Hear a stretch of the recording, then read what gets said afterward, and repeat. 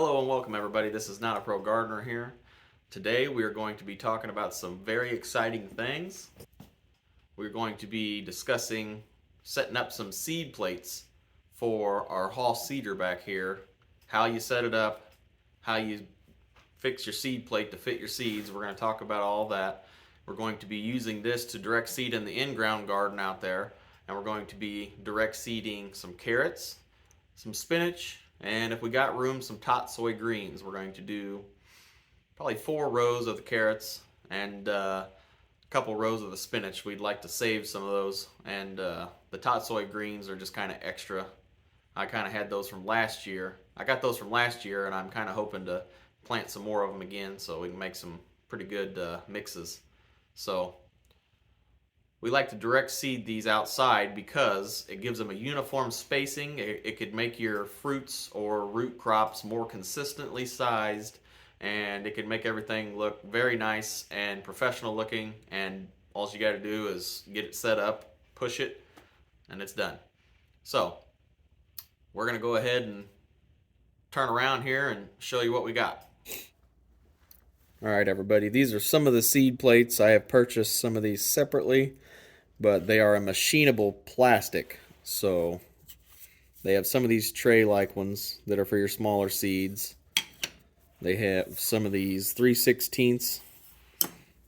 They have various hole sizes. But the good thing about it being machinable plastic is that, see how they're different in thickness? That's for different size seeds. But they're machinable plastic, so you can make the holes bigger. You can put more holes in there to get more of a closer spacing apart. The revolutions of one wheel is 19 inches on this cedar. So you take 19 inches divided by however many holes you have in your seed plate. If you have 6 holes, it'll be a little over a 3-inch spacing apart. If you do 12 holes, it's an 1.5 inch spacing apart. And if you do 8 holes, it's a little over 2.25 spacing apart. So some of the seeds we're going to be setting these trays up for is, this is my Johnny's Seed carrot variety. The Dragoon pelleted seed. They come in these little cans.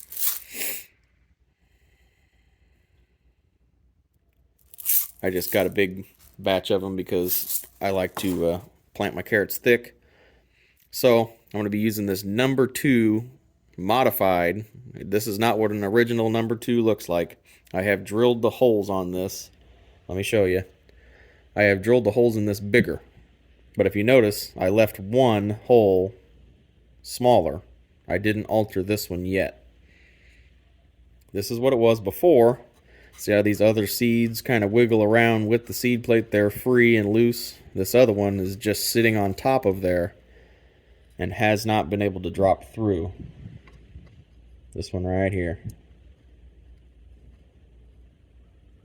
It just kind of barely hugs the edges and it's not loose. It's very tight. So the good thing is this is machinable plastic. You get you a drill bit the size that you figured out that works. We're going to carefully pick this up. See how the seed is still in there. Take your drill bit and your drill.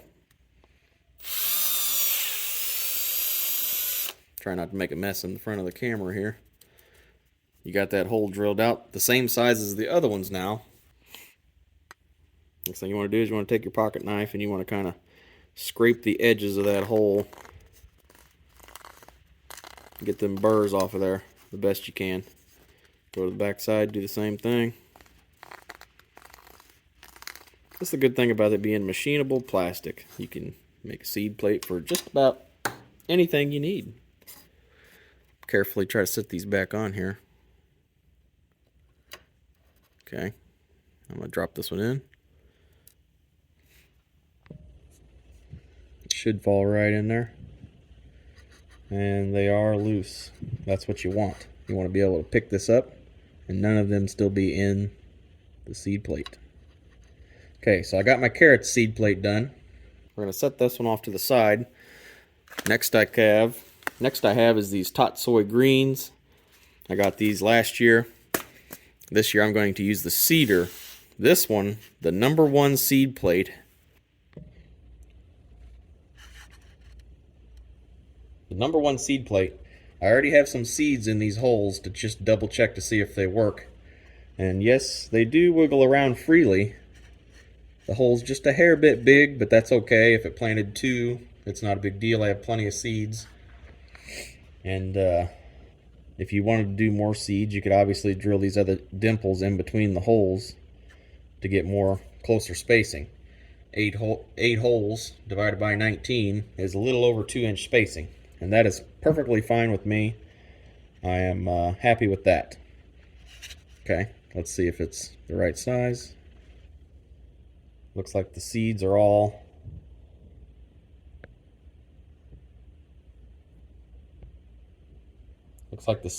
perfectly spaced. Probably not going to be able to get this one back in there. So I'm glad we got that one set. Now, next up we have this Bloomsdale spinach. I just got this year. Looking forward to this. I'm going to try to freeze some spinach this year. We're going to take this #2 plate that we just set up for the carrots, and we're going to see if this will work for the spinach as well.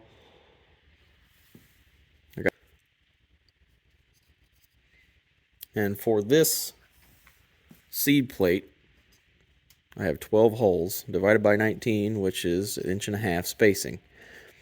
Now, for my spinach to be 1.5 inch apart, that's fine. The germination rate's pretty high on these, so if it does sprout them all, it won't be a big deal. Just be more spinach. Some of these seeds are inconsistent in size, so it looks like they're all going to fit so far. I might get some doubles here or there, but that's okay.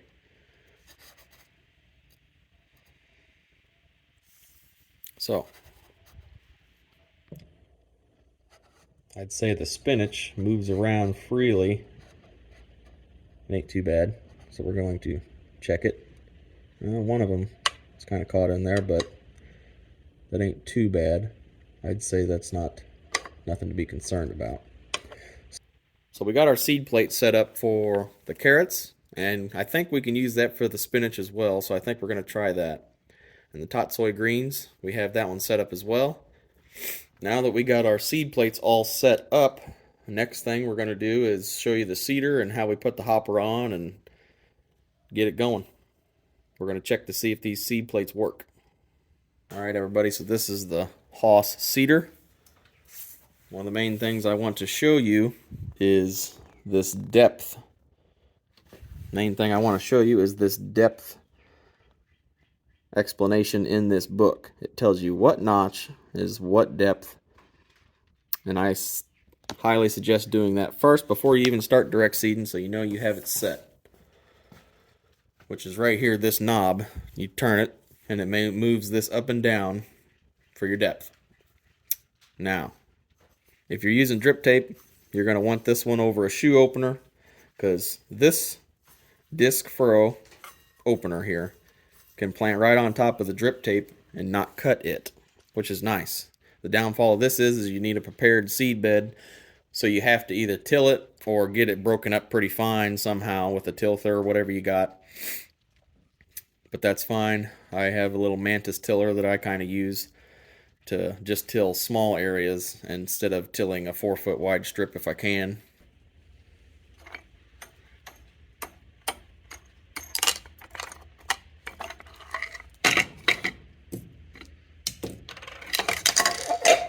Alright, so what we're going to show you is we're going to put this hopper on. It has these 2 little posts here and here that go in these holes down here. You just make sure it's on there. Your hole lines up that drops the seed through. Here's your post. The flat side of this is on the back side for your seed plate. As you see, it has a flat side and a round side. You want your flat side to be on this back side. Make sure it's seated correctly. you'll see that that washer or bushing in there is almost flush depending on your seed plate thickness. Next you need is your cone spacer. Goes on top of this post.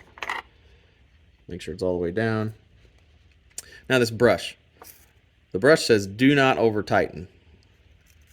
The brush brushes off excess seed from going in the same hole. So let's say you got a pile of seeds in here. This will keep them brushed off before it hits this hole to drop.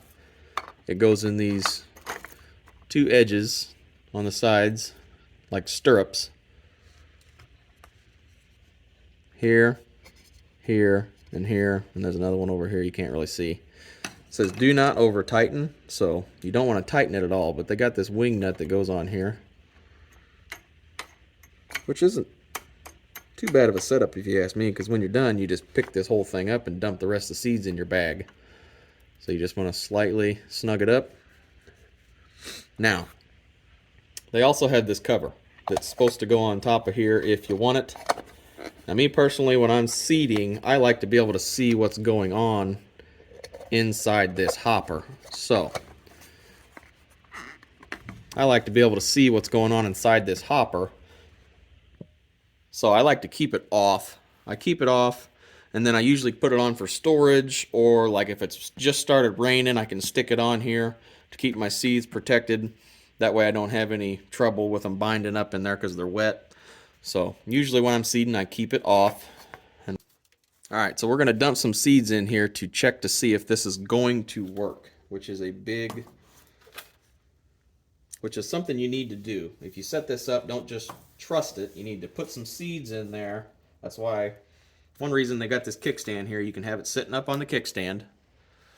This wheel can move freely, so you want to just dump some seeds in there.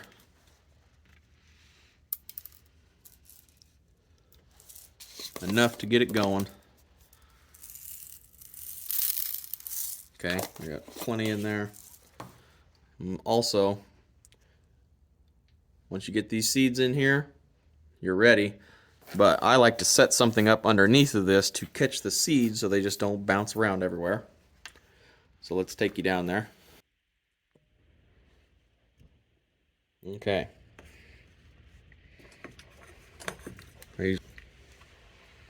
This hole comes, there's a pipe right here that comes down and drops your seeds through. So let's see how it does. We're going to go ahead and take it for a spin.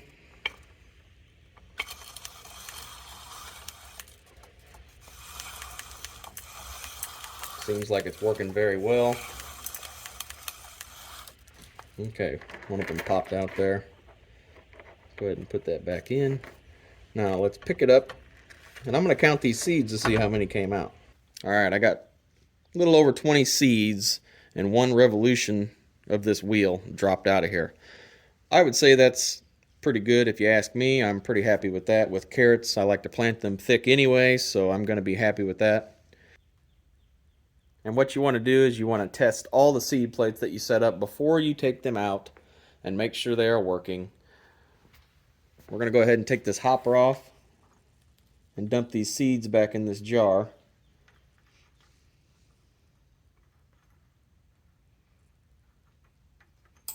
Take that wing nut off.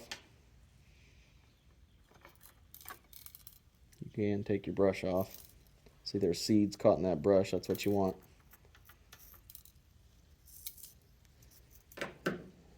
You want to hold down on your cone spacer. Pick these up. And then you can just dump these back in the jar. Yeah, I'm going to spill some of them, but hey, that's the nature of the beast. Not too bad. I would say that's probably, I enjoy this seeder. Not some things are not for everybody, but this is one thing that I gotta say. When I planted my sweet corn last year, it just rides like a Buick. These wheels keep it very straight with the frame, and I didn't think it would hold it perfectly straight, but it does a pretty good job of keeping your rows straight, which is amazing. It's crazy how well it keeps it straight. I am very happy with it. So it just makes you want to grow. All right. This is not a pro gardener here. I hope you enjoyed this video. I'm glad we got our seed plates set up. Now I can write on the containers or bags what seed plate goes for what. That way I know instantly. I don't have to guess if I forgot. Don't forget to like, share, subscribe, and ring that bell to get notified anytime I come out with a new video. I'll see you again. Thanks.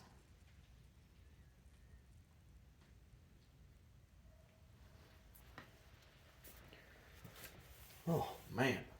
Is it weird if it makes you want to do it more? They should put a warning sticker on the side of the box that says direct seed in moderation. I love this thing.